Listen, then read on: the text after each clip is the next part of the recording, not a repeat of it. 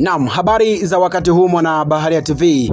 Karibu tuendelee kuzitazama zile taarifa ambazo tuko nazo hapa nyumbani Tanzania. Ikumbuka kuwa hii leo mwenyekiti wa chama kikuu cha siasa Tanzania Chadema Tundu Lissu leo amefikisha siku 365 tangu akamatwe na kuwekwa gerezani kwa makosa ya uhaini na uchochezi. Katika kuadhimisha siku hiyo, Chadema wanafanya mjadala wa wazi kujadili mustakabali wa mwenyekiti huyo, huku wadau wengine wa siasa ndani na nje ya Tanzania wakitaka Afrika Mashariki kuungana kuimarisha demokrasia. Sasa na kupitia kusomea baadhi ya jumbe za wadau ambazo wameziandika kupitia mitandao ya kijamii. Mmoja huyu anasema if Kenya never fair president then Kenya's nini? Kaandika hivyo.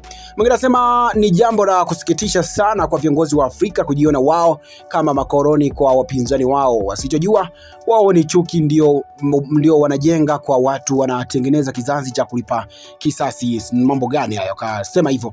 Mwingine anasema wakakonko Kigoma Tanzania, anasema kila jema liwe upande wake Tundu Lissu, naamini po siku atarejea uraiani. Asante sana kwa maoni yako.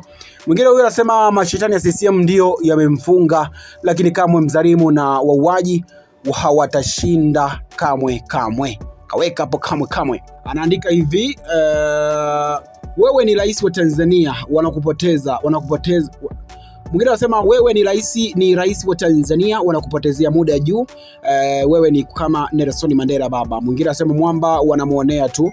Kwa kweli inaumiza sana, kwa siasa zetu sisi ni za kuwatenga wapinzani wetu. Asante sana mwana Baharia TV.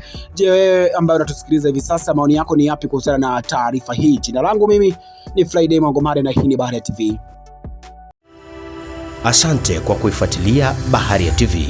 Usisahau kulike, kusubscribe, kucomment na kushare.